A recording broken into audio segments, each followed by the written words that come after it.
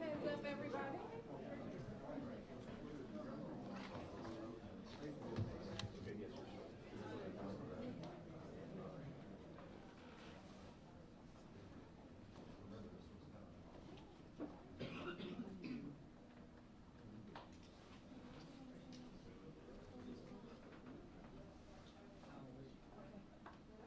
Heads up.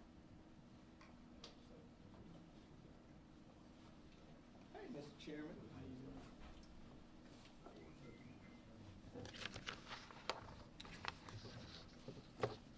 Good morning. Good morning. Thank you all for coming by today.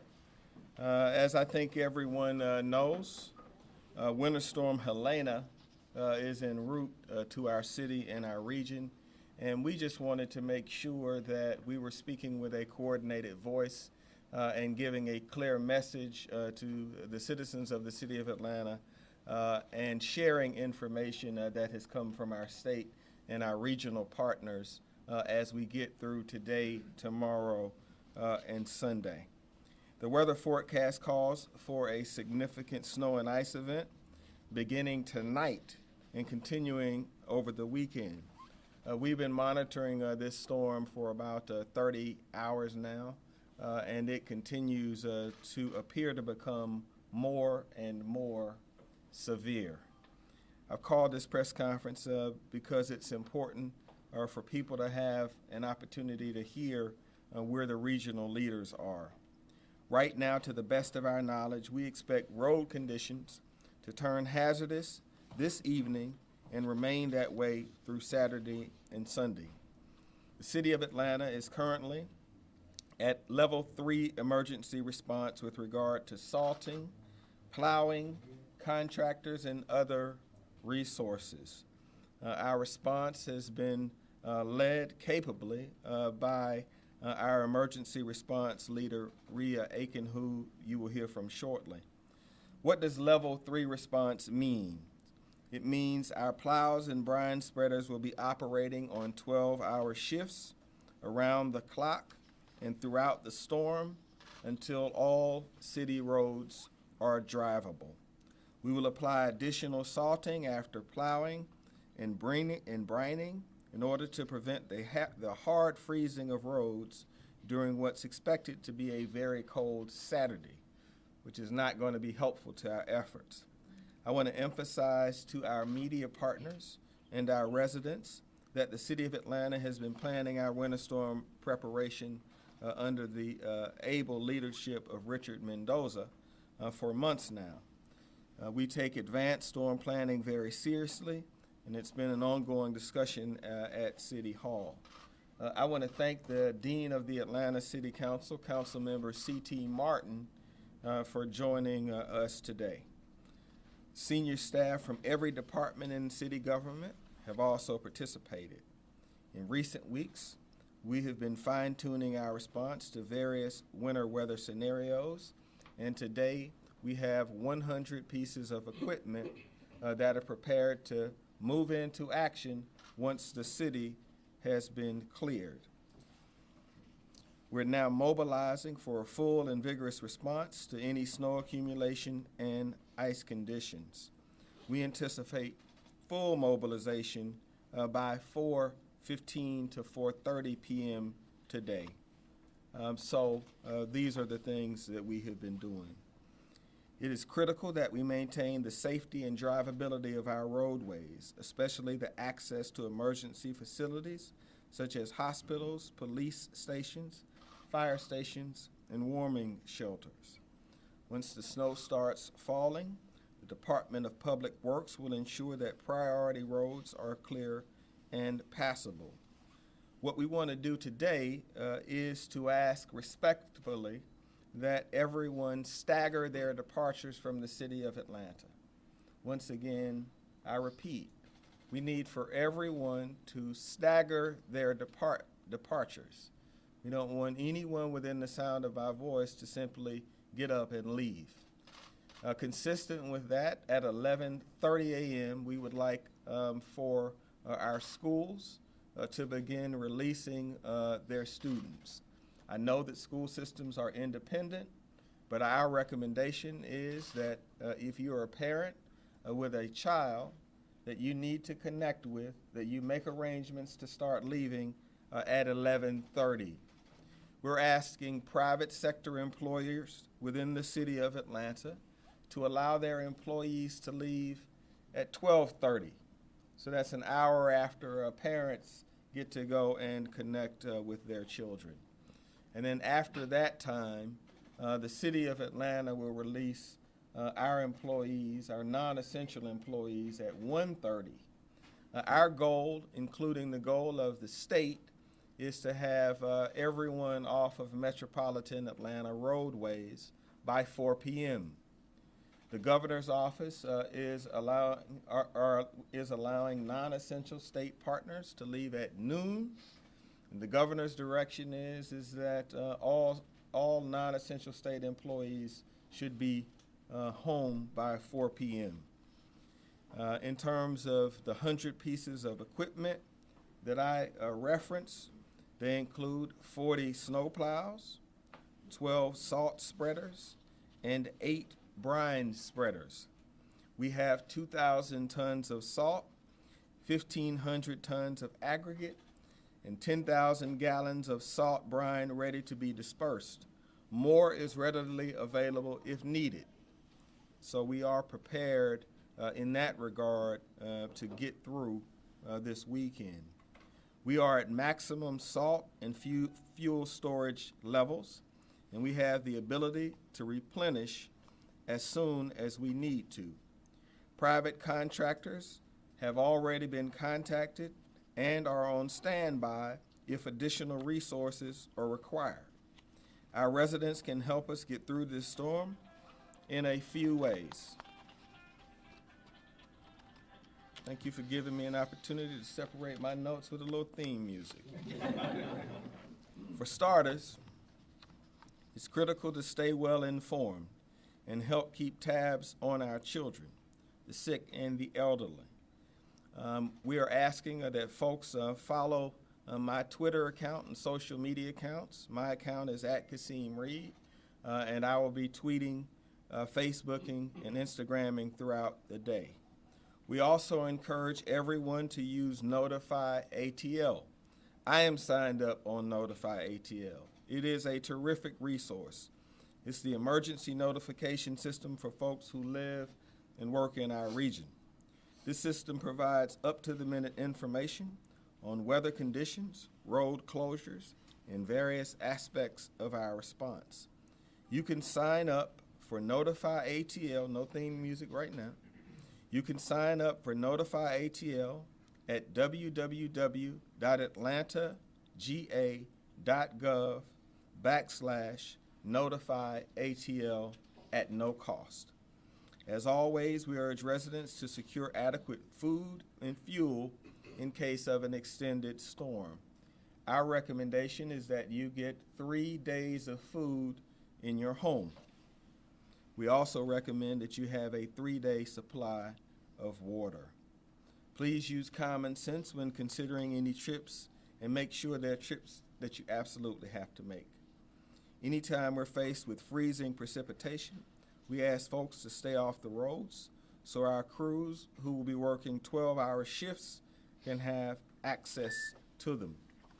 The City of Atlanta, as I said, given the schedule for releasing our employees and I'll go over the other releases we have. The Atlanta Public Schools are granting early dismissal 2 hours early. Fulton County Schools and Governments are closing at noon, and I have given you the information regarding this closing for the state of Georgia. With that, I would like to ask Rhea Aiken, the leader of our emergency preparedness efforts, who partners with Richard Mendoza, who leads our public works efforts, to come to the podium. Rhea? Thank you. Thank you, Mary Reed. Good morning, everybody. Good morning. And Happy New Year. As Mayor Reed indicated, this coordination effort for this event has been going on for quite some time. So the city has been working not only with our state partners, but our regional partners, our private sector partners, our hospital partners, even before the holidays. That consisted both of table talk exercises, dry runs, constant communication, and conference calls to ensure that we had a synchronized and coordinated effort, which has led us to today. To reemphasize some of the things that we think are really critical, first I want to talk about as it relates to our citizens. Want to ensure and thank that our media partners continue to share updates with all of our citizens. We recognize that that is a primary method for our citizens to receive information. Heed the warnings. Please stay home if you don't necessarily need to get on the road. The conditions, as we know it from our partners from the National Weather Service, can change at any given moment. And so tonight, as we expect our first snowfall between the hours of 4 and midnight, we want to make sure that everybody is safe and sound. But conditions are anticipated to change over the weekend, with the temperatures continuing to dip on Saturday, with the potential of ice leading from Sunday to Monday. Stay off the roads, be prepared, and stay informed. What are some of the ways that we can do that? Through Notify ATL, obviously something that I'm very passionate about. It's a free service that folks can log into, receive real-time updates based on the information that you want to receive. We have over 100,000 contacts in the system at this time. However, we recognize that individuals receive information differently, whether that's through email, cell phone, or phones. And so we also encourage that you opt in and make sure that you choose the selective method of communication that works for you.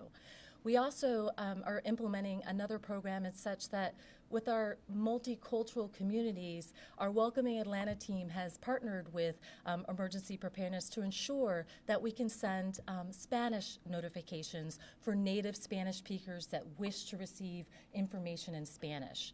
Our 311 teams will be operating on a 24-hour program as needed. We also have Spanish-speaking operators to be able to provide support, and we'll be sending communications through all our social media platforms, as well through Welcoming Atlanta and through our other areas where we can share it in different languages. More than anything, just want to make sure that our citizens heed the warnings and stay home if they don't necessarily have to travel. If you have any non-emergency questions, feel free to contact 311. As I mentioned, we have a 24-hour staff that will be in place through Monday morning. The other part of it, though, is obviously our response efforts. And as Mayor Reed mentioned, we have over 100 pieces of equipment in place to be able to respond. And actually, initially, we're starting our pre-treatment activities with targets of our hospitals, our police departments, as well as other critical areas starting right now.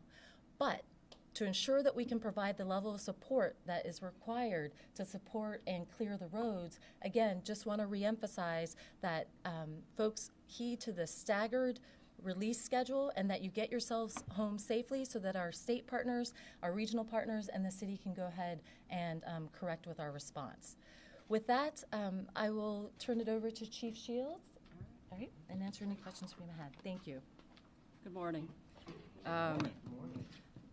Thank you. The city's in a good place. Departmentally, we have opened the Joint Operations Center, and that will house the various departments from the city, along with other state, federal, and regional partners. The idea here is that you have a coordinated response effort insofar as resources are concerned, and so that we can operate more efficiently. Our employees will be going on 12-hour shifts, And this includes also the employees who operate the 911 center, which is critical to our success. If needed, the employees are aware that they will have to shelter in place, which essentially means not go home, stay overnight. There'll be a warming center on Old Adamsville, 3404 Delmar Lane. What I would really ask is, if you know someone who is elderly or in poor health, please call them, check on them. And if you don't get a response, notify us and we will check on them. We don't want anyone sitting home alone without power, without heat. It's just really critical that we take care of others during this time. The department will respond to all 911 calls. It should be seamless. And please just heed to what Mayor Reed has laid out on the staggered departure times so that we don't encounter unnecessary traffic issues. With that, Chief Baker from AFR will be making some comments. Well, good morning again. As you are aware that the mayor has established 5 priorities for the city of Atlanta. The number 1 priority being a safe city. Our goal is to keep everyone as safe as possible. With that in mind, the Atlanta Fire Rescue Department maintains a steady state of emergency preparedness and readiness, which allows us to respond to any and all emergencies throughout the city. In preparation for the weather event that's taking place over the weekend today, all frontline emergency fire vehicles have automatic snow chains that are able to deploy. Those vehicles of fire apparatus that does not have the automatic snow chains, we're able to add snow chains as needed within a couple of minutes. The station have all working generators, which allow us to maintain a warming station if needed for stranded passengers and travelers throughout the city. The members of the department are prepared to stay as long as needed. They have been notified to bring extra uniforms, food, and other supplies as needed to ensure the safe city is in place. Warming station has been identified in the city, and Atlanta Fire Rescue personnel are prepared to maintain a high level of emergency medical service to those warming stations with paramedics and EMTs. As Chief Shields stated, the Joint Operations Center will be open here shortly. The incident commander is Assistant Chief Brian Tate, who has several years of experience with maintaining and managing large-scale incidents like this before. Just want to ensure everyone that we are prepared and we are ready and remain as safe as possible. Thank you.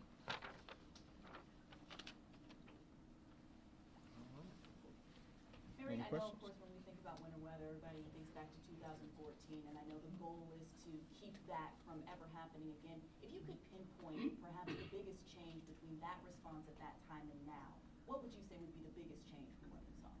I think the level of coordination among our regional partners, primarily the partnership between the city and the state, a significant ramp up in terms of the kind and quality of equipment that we have for ourselves. After 2014, we did an analysis that said that there are pieces of equipment that we did not have in the past that we certainly needed. The other point I would raise is having an individual of Rhea Aiken's qualifications, running the effort and working on it every single day, as opposed to just having someone respond at the last moment. And then I think the fourth and most important point really is the staggered release. If you look at the challenge around 2014, it really was a matter of everybody leaving an area that during a typical business day has 1 million to 1.5 million in it all at once, and then having trouble on the roads. And so that's why at 10 a.m. today, I'm letting folks know what I think the schedule should be. I'm giving the best advice based upon information that we have received. And so that would be the biggest thing. So if you have a child in school, I just reiterate, we'd like you to connect with your child by 11:30, make the arrangements that you need to make as a parent. And then at 12:30, we would like our private sector partners to release their workforce, and then our public sector employees should leave around 1:30. We did make one omission. We need to bring forth Roosevelt Council, the leader of our airport, because I'm certain that you all will want to hear about activities related to Hartsfield-Jackson International Airport. Thanks, Mayor. Good morning, everyone. Good morning. So as the world's busiest and most efficient airport, we've made extensive preparation to ensure that our operations are running smoothly as possible during this winter weather event. Our teams have been in constant coordination with our airline partners, the National Weather Service, the FAA, TSA, and many of our other key stakeholders. Our staffs will be working relentlessly on 12-hour shifts to keep every roadway, taxiway, and runway cleared and open for the airlines to use. And to that end, we have more than 40 pieces of snow removal equipment and salt spreaders that are available to us. We also have on hand 300 tons of salt and gravel mix, more than 93,000 gallons of de-icing fluid, and 16 de-icing pads for the airlines to use. Customer care teams will be augmenting the efforts of the airlines to assist passengers if they are stranded and at the airport, and we will be handing out our amenity kits with toiletry items and blankets if needed. Additionally, we will have 24-hour concessions operations available on every concourse. And with all that said, there will be, we know that there will be delays and there will be cancellation. So it is critical that passengers traveling during this winter weather event check with their airlines directly before they make efforts in coming to the airport. We will also be sending updates via our Facebook and Twitter pages. That's Twitter, and the Twitter handle is at ATL Airport. We'll also be using hashtag HelloATL. And so our goal is to ensure that the airport operations run smoothly and efficiently, and we will work tirelessly to meet that end. Thank you. Man, good to be the airport. That's a lot. Okay. Mayor, what's your level of Hold on, Dave. cooperation? Dave? Have you talked to Johnson Carstarfin about changing the dismissal time to 11:30? Yeah, we've been communicating. My COO Dan Gordon and Superintendent Carstarfin talked last night, and I think the most recent recommendation was they were moving up 2 hours earlier than usual. My request really has to be parents connecting with their children. We just don't want. I want parents to be free to make whatever arrangements they need to make, because one of the challenges that I don't want to see are parents who can't reach their children for any reason. It also gives us the ability to to stagger the release. If you might work in Atlanta but have a child in Forsyth County that you need to address. And so that's really what we're trying to do. It is a method of staggering who should leave at one time. And if you're a parent, we definitely want you and your child to be situated. Mayor, of course, businesses are looking at the dollar, and we'll try to monitor it and say, well, if the weather says 4 o'clock, 5 o'clock, 6 o'clock, I can stay open longer. What's your level of cooperation you're getting and feedback from companies? Morris, my sense is it's going to be very high. The conversation I had last night with our major employers who called to ask how I think things were going to shake out, I think it's very high. I think if you look at the last two severe weather events where we used this strategy, the city got through it in a much better fashion than the 2014 challenge we have. And so I think that most folks are on board with the method that we use to prevent people from being stuck in traffic and to prevent the challenges we had around 14. So all of the feedback that I have gotten thus far is positive, because this is a very serious weather event. My only concern is that I don't think people have an appreciation for the gravity of it. This is a very, very significant storm. And while we've been publicly having a conversation about 3 to 5 inches of snow, there have been some estimates that if a few things change, that it could be between 5 and 10 inches of snow. So that's a very different dynamic, and that's where I need you all's help. I mean, the help I need from our media partners is that we need you home by 4. We need you to leave the city in an orderly fashion. We need you to follow a staggered schedule, and this storm could turn severe very quickly. And so we need you to have a 3-day food supply and be prepared to hunker down through Sunday so that we can get out here and get the city operating again. And that's really where we are. But the business community has been terrific. Mr. Mayor, to any of the critics who say it's the city overreacting to a possible 1 to 3 inches, there's been a lot of chatter saying, what's the big fuss? And they look outside, it's 40 degrees. I think that, I think that they ought to get in a time machine and trade places with me on 2014. I would much rather have people on Twitter and Facebook and in the social space saying we're overreacting than to have 1 million people stuck in traffic and to have the city of Atlanta being monitored on a constant basis by the national media for failing to plan in a thoughtful way to get people home during a severe weather event. So I am very aware that if this storm shifts, if things don't happen, that there will be those that said that this was an incredible waste of time. I will take that every day over the opposite.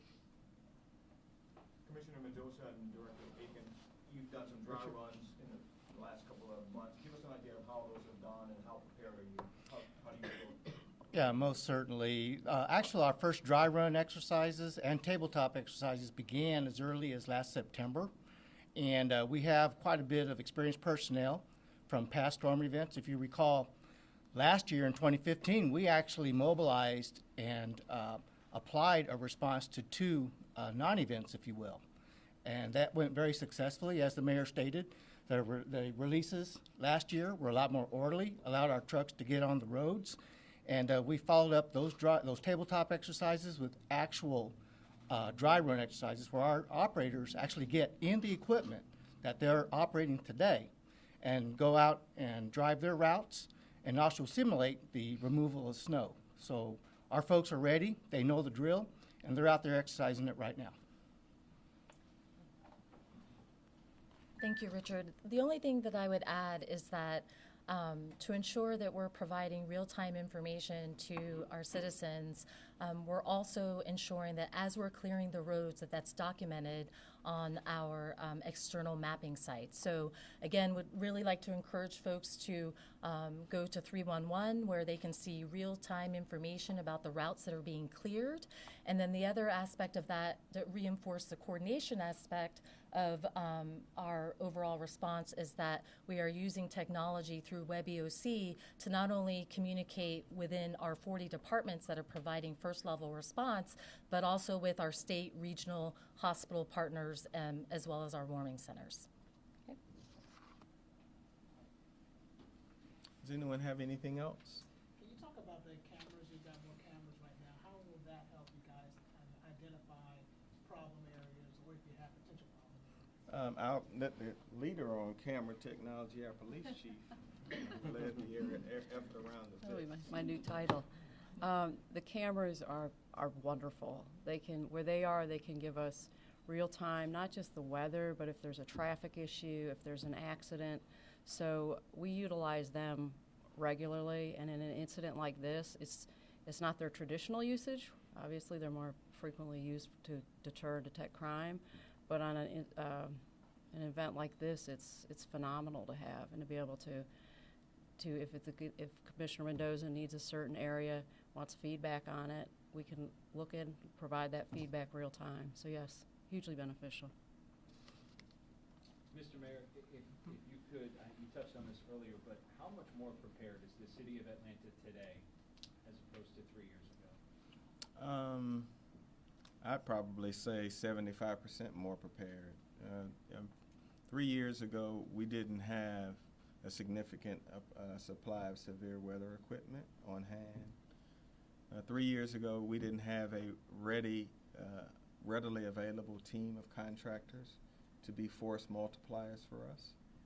3 years ago, we didn't have an individual in our administration that worked on preparedness every day. 3 years ago, we didn't have a public works commissioner that had been doing dry runs. 3 years ago, we hadn't gone through exercises where our team members actually attached the equipment. 3 years ago, we didn't have brine, let alone brine spreaders. 3 years ago, we didn't have trucks with plows, let alone actual snow plows. And so I think that your job as a leader is everybody has bad days. I think we all agree that 3 years ago we had a bad day, and we worked very hard not to replicate that.